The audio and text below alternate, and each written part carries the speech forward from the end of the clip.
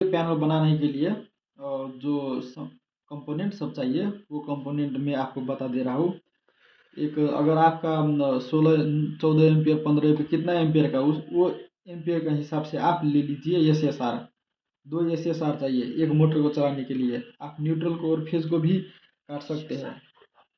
Solid state relay, ये SSR को solid state relay बोलते हैं। और ये एक आप इसका मोटर का फेज ही बस काट सकते हैं और न्यूट्रल भी एक एक काट के भी चला सकते हैं। अगर दो रहेगा तो एक बिगड़ जाएगा तो एक हम लगा सकते हैं, लेकिन वो उतना जल्दी ये बिगड़ेगा नहीं जैसे उस पैनल में बिगड़ जाता है। हम एक से ही हम इसको इफिशियंट बना सकते हैं। और वही ये पैनल बनाने के लिए मैंने 2 SSR यूज़ किया हो जो फेज और न्यूट्रल दोनों कट जाए। और ये आपका आउटपुट पॉइंट हो गया, ये इनपुट पॉइंट हो गया। SSR एक है, ये SSR दो ये हो गया। एक रिले चाहिए और एक NC टाइप का पुश बटन स्विच और एक YONO टाइप का पुश पुश बटन स्विच। और आपका एक कंट्रोल वायरिंग के लिए MCB चाहिए। और कंट्रोल वायरिंग तो और न्यूट्रल आपका न्यूट्रल बस लिंक से चला जाएगा। और ये कैसे वायरिंग, इसका वायरिंग कैसे होता है मैं आपको वो बता देता हूँ। ये देखिए, सबसे पहले ये देखिए हमने न्यूट्रल लिया हो। न्यूट्रल लेके न्यूट्रल हम SSR को ये 220, हम ये SSR को 80 से लेके 250 हम इनपुट देंगे तब ये काम करेगा। और इसका न्यूट्रल मैं यहाँ से न्यूट्रल लिया हूँ और न्यूट्रल सबका कॉमन कर दिया। देखिए ये यहाँ पे भी कॉमन है, यहाँ पे भी कॉमन है। और ये रिले का ये जो है ना A2 पॉइंट, ये A2 पॉइंट में मैंने कॉमन किया हूँ। ये A1 पॉइंट आपका सीधा यहाँ से पुश बटन से स्विच ट्रिगरिंग के लिए करने के लिए आएगा। और पुश बटन स्विच से ये ट्रिगर करेगा तो ये आपका एक बार ट्रिगर करने से ये ऑन हो जाता है। ऑन होने के बाद इसका इसका आउट से नहीं, इसका इन से ही, पुश बटन स्विच का इन से ही हमने होल्डिंग के लिए लिया हो। यहाँ से देखिए ये यहाँ से आ रहा है, यहाँ से ये कॉमन पॉइंट में आ रहा है होल्डिंग के लिए। रिले का कॉमन पॉइंट, दो कॉमन पॉइंट रहता है। ये 8 पिन रिले है, इसमें दो कॉमन पॉइंट है। यहाँ से मैंने होल्डिंग ले लिया और होल्डिंग से जब इसको होल्डिंग जब मिल जाएगा तो NCC ये पहले NC में रहता है। उसके बाद ये जब एक्टिव हो जाएगा तो योनो में चला गया। योनो में आने के बाद यहाँ से यहाँ ये जुड़ जाएगा।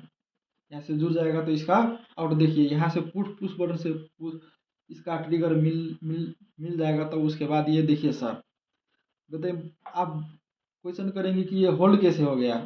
एक बार हमने इसको ट्रिगर कर दिया, यहाँ पे देखिए ट्रिगर करने के बाद ये NC से योनो बन गया तो कॉमन से योनो में सप्लाई चला गया। और ये होता है 5 टाइम के बाद, 5 टाइम बोलते हैं हम इसको। जैसे ही ऑन कर देंगे तो 5 टाइम के बाद ये NC और माइक्रो सेकेंड मिली सेकेंड से भी ये फास्ट रहता है। और योनो हो गया, योनो होने के बाद ये योनो में सप्लाई आने से आ गया। और उसके बाद ये देखिए यहाँ से सप्लाई आ गया इसमें और यहाँ से फिर यहीं पे आ गया घूम के। यहाँ से अभी नहीं मिल रहा है, होल्डिंग ट्रिगर के लिए पहले यहाँ पे मिलेगा। उसके बाद यहाँ से सप्लाई सीधा आके हमें कॉमन से जाके ये देखिए ये जो हमने ऑरेंज कलर के लिया हूँ, ये पहले ग्रीन का है तब ऑरेंज का है। यहाँ पे आप क्लियरली देख सकते हैं। यहाँ से ये होल्ड हो गया। होल्ड होने के बाद ये आपका ये हमें 220 आउट करने लगा। और इसमें बहुत एम्पियर कम रहेगा, ये चलने के लिए बहुत इसका वाटेज जो है बहुत कम रहता है। इसीलिए ये कंट्रोल वायरिंग नहीं जलता है जल्दी से। तो इसको हम करते हैं तो थिम्बल यूज़ करके देते हैं। मैं आपको पैनल भी दिखाऊंगा, मैंने बयान बनाया वो पैनल वो भी दिखाऊंगा। और ये देखिए इसको हमने यहाँ पे AC दे दिया, AC 220, AC 220 और न्यूट्रल यहाँ से इसका न्यूट्रल, ये देखिए न्यूट्रल है और ये यल है। इसमें इनपुट हम 80 से लेकर 250 तक देंगे तो ये हमारा एक्टिव हो जाएगा। एक्टिव होने के बाद ये हमारा पहले होता है, ये पहले होता है योनो रहता है। ये नॉर्मली ओपन रहता है। जब इसको हम सप्लाई दे देंगे तो ये आपका NC हो जाएगा। NC होने के बाद ये सप्लाई यहाँ से यहाँ तक आपका जुड़ जाएगा और ये आउट देने लगेगा। और सेम इसमें भी ऐसा ही होता है।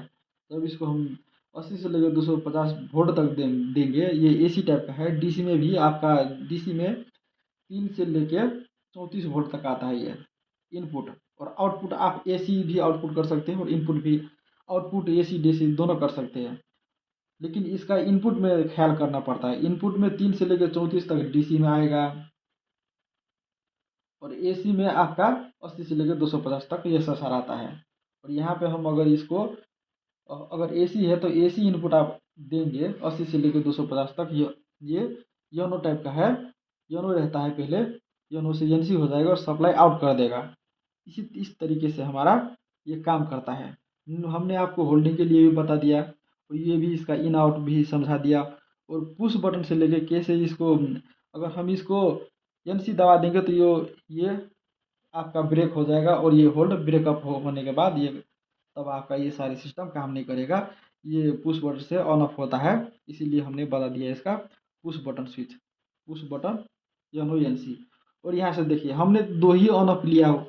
इसका जो मोटर है ना, मोटर को हम कैपेसिटर इसका पैनल का साइड में ही अटैच करके कैपेसिटर हम रख देते हैं।